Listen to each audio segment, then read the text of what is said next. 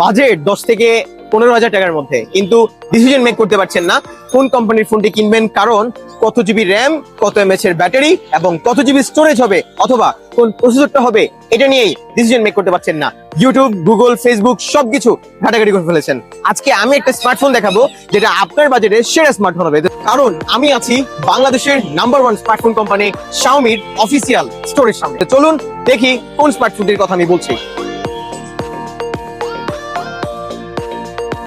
আমার হাতে আছে Redmi 15C। কি নেই এতে?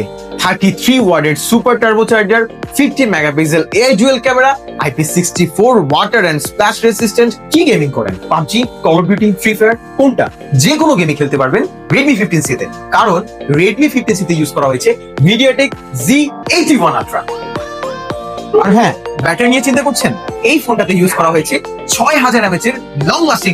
ট্রাভেল হোক বা অফিস, যে কোনো ইমার্জেন্সি পয়েন্টেই আপনার Redmi 15C দিয়ে আপনি চার্জ করতে পারবেন আপনার সেকেন্ডারি স্মার্টফোনকেও। তো দেরি কেন করছেন? চলে আসুন আমাদের মোবাইল কার্নিভালে Redmi 15C লুফে নেওয়ার জন্য।